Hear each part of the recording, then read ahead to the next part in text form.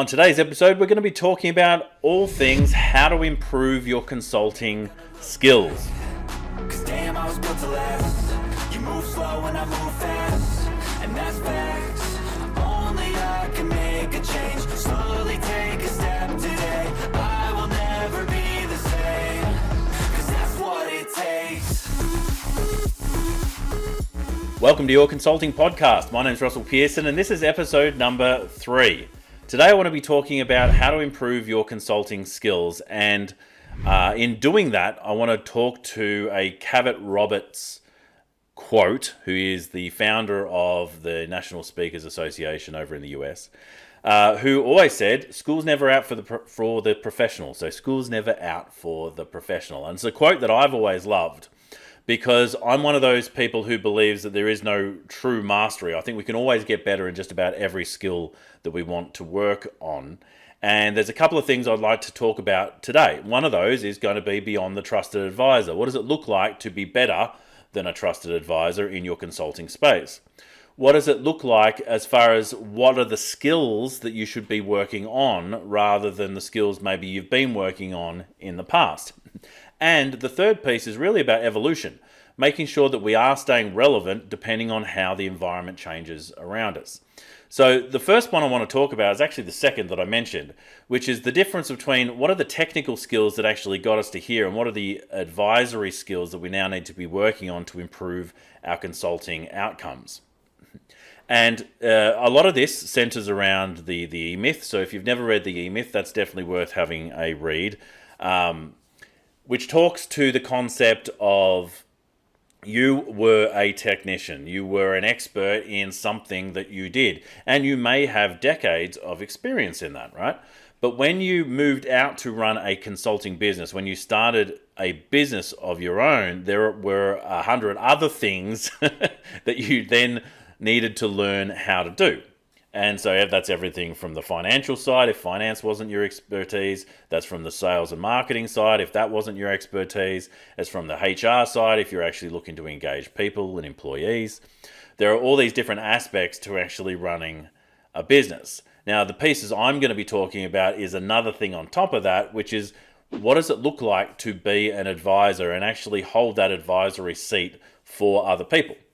So the skills that you had from your technical background that actually made you an expert in your space, no matter what it is, you could be an expert leader, you could be an expert engineer, you could be an expert in accounting, you could be an expert in marketing and in sales and in all these different areas. Now, there is always a need to stay relevant for that, and I'll talk about that shortly. But the skills I'm talking about today are what are the skills that I need from a communication point of view? What are the skills I need from an advisory point of view to ensure that I'm actually putting my best foot forward into any engagement? Because there are a couple of mistakes that I see people fall into that they may not even be aware of. So 2 aspects to this. Beyond the trusted advisor, how do we talk to that first? Well, the concept of the trusted advisor, for those who may not have heard it before, and I'm sure most of you have, is really the person that someone trusts to give them advice. Now, that sounds a little bit simplistic, but my evidence that you are the trusted advisor is when someone asks you for your advice outside of your area of expertise. So an example might be you're helping them in their business and they mention that maybe their daughter is getting married. Do you know of any good receptions that I should be looking at? All right, that's asking for advice outside of your area of expertise. Now, I've created a model called Beyond the Trusted Advisor. It looks a bit like a bell curve, and there are a number of steps that you need to get to before you actually become the trusted advisor. And I'll talk to those in just a moment. But the trusted advisor is just halfway, because there are a number of steps after that where business and advice just becomes a whole lot more fun. And I don't know about you, but I like to add more fun into my life and into my business. So let's talk about the practical steps. So for people to be starting to really take you seriously as a consultant, as an advisor, you really need to have process. Now, you don't have to walk people through the process before they engage you, but they want to be walked through a process to actually transform whatever it is that they need to transform for their engagement, right? So if you have process, that's the first step. Now, that's not just process about the thing that you do, the technical thing, That's, whether it be strategy, whether that be advice, whether it be training, whatever it is, right?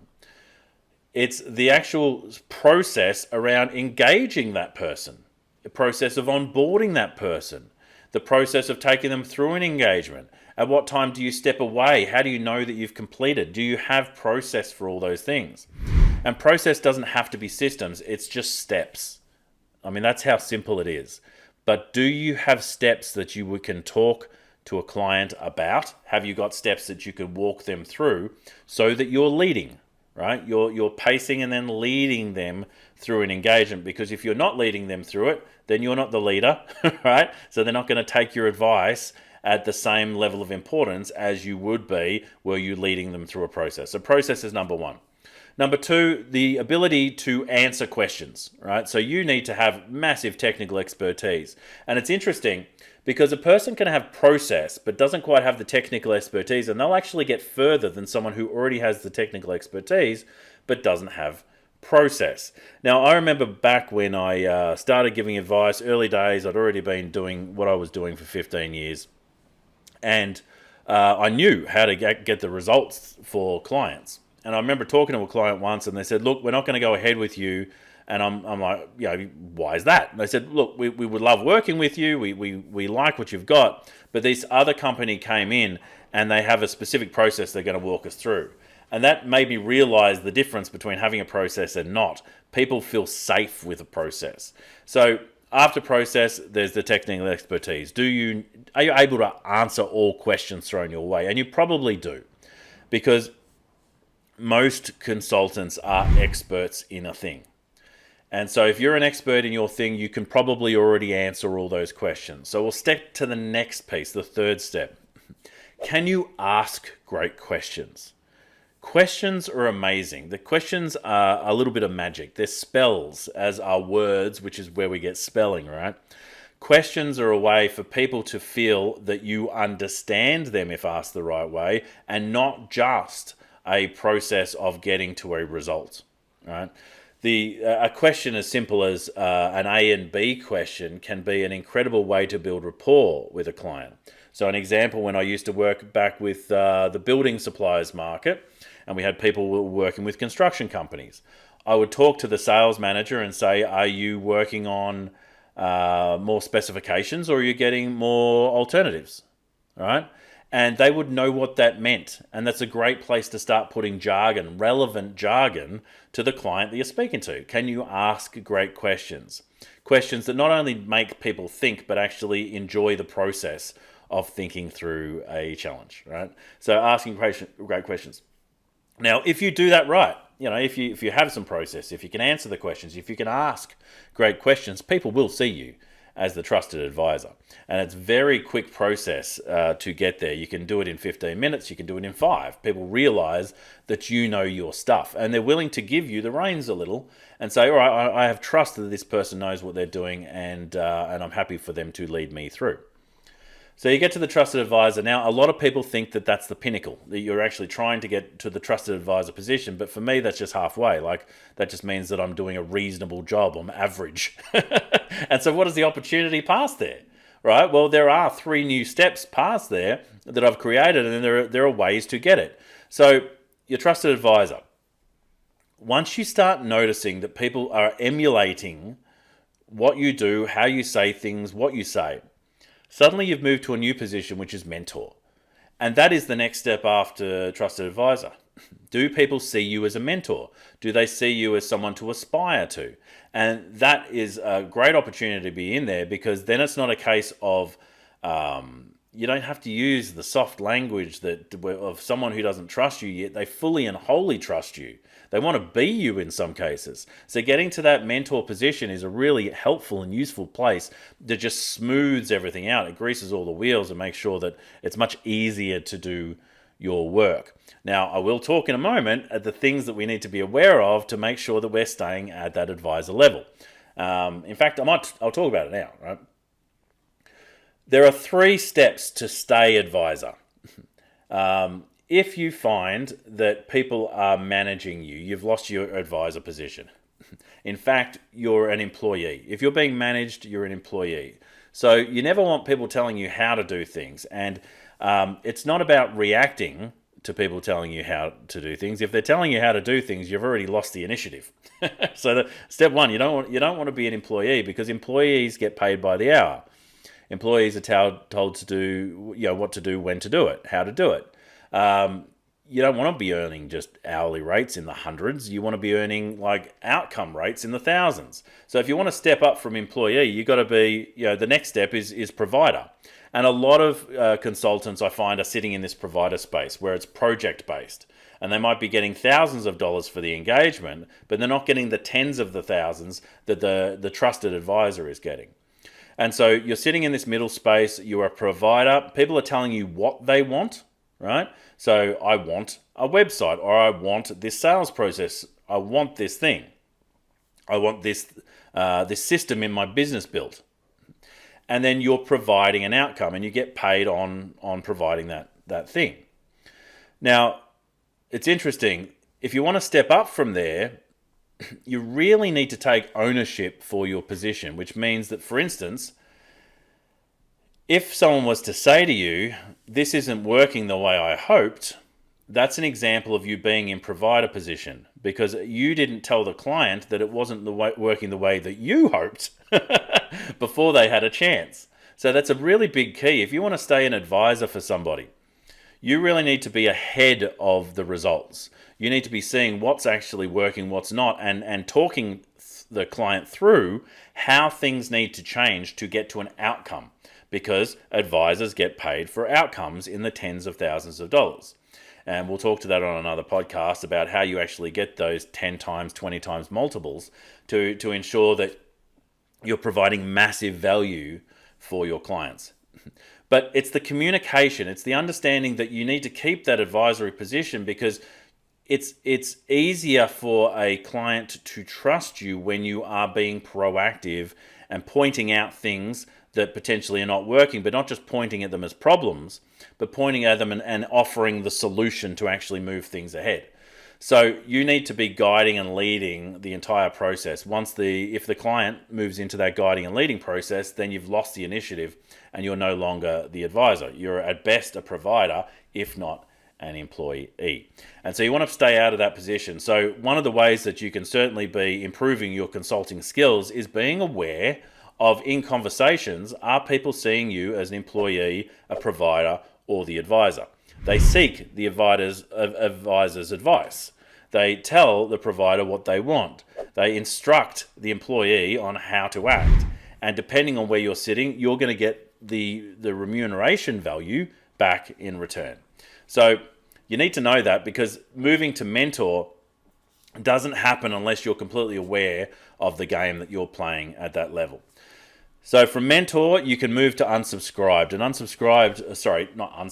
geez, that's terrible. Oversubscribed. Oversubscribed is where you have more work than you can handle with the best clients out there. And so you're oversubscribed with ideal clients, people you love working with. Now, to become oversubscribed, you can very, very easily start by just not offering too much.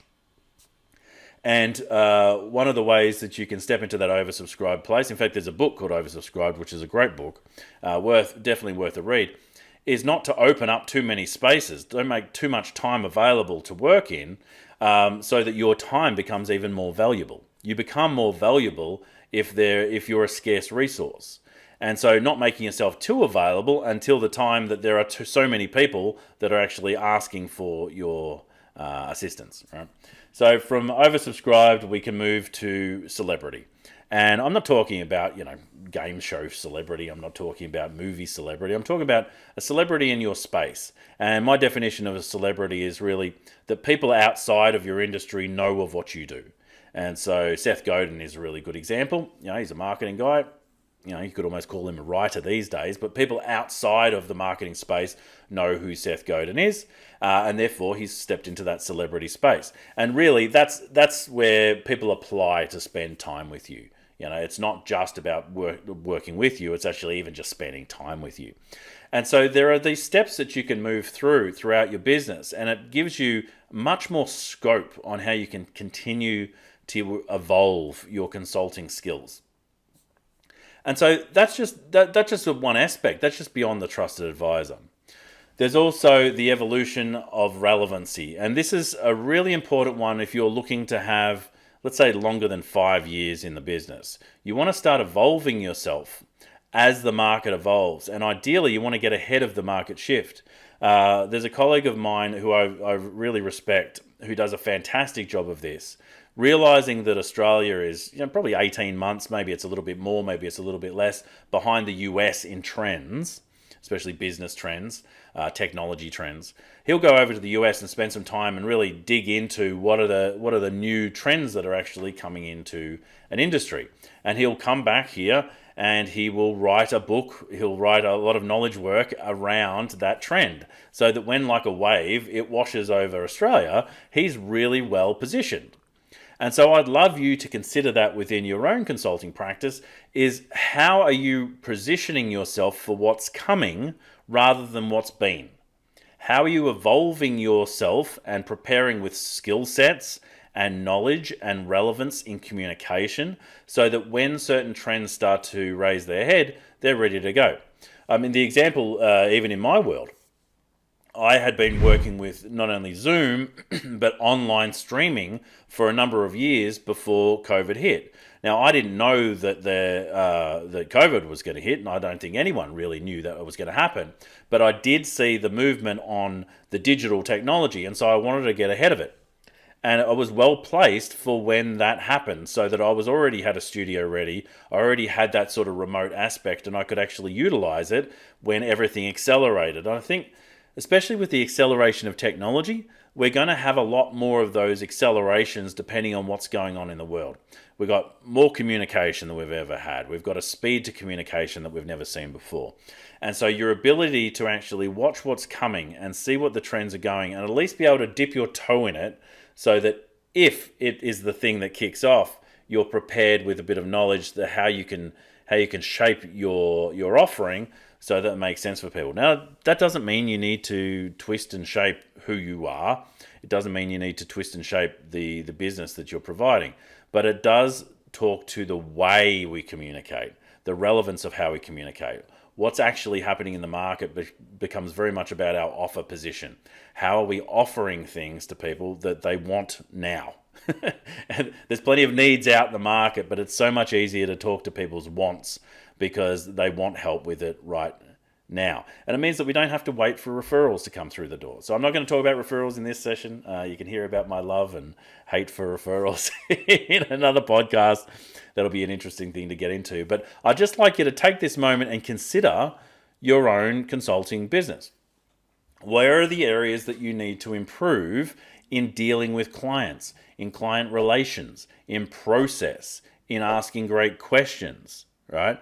How do you look at becoming the mentor? How do you lead in that position? How do you lead leaders? Because for a lot of us, that's who we're working with. We're working with leaders in businesses, executive, in different places in the world. We're actually leading these people who really do value advice.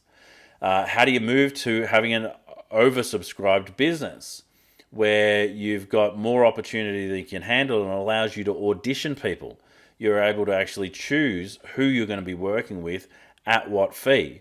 And one of the great ways of doing that is to reduce your available time, which just quietly actually gives you more time back in your lifestyle. So if you want to work 3 days, you can work 3 days. If you want to work 4 days, you can work that too. Yeah, it's completely up to you how you design your consulting practice.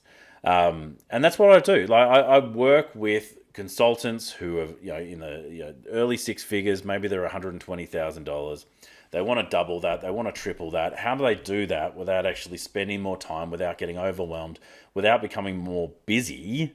A lot of the time we don't need more clients. We just want better clients and higher fees. And so the Forge business program that I run actually provides the support for exactly that. So if you are interested in looking at that, reach out to me. There are a number of ways you can find me. Social media is probably the best. Russell Pearson, spelt the way it should be, double S and double L, Pearson.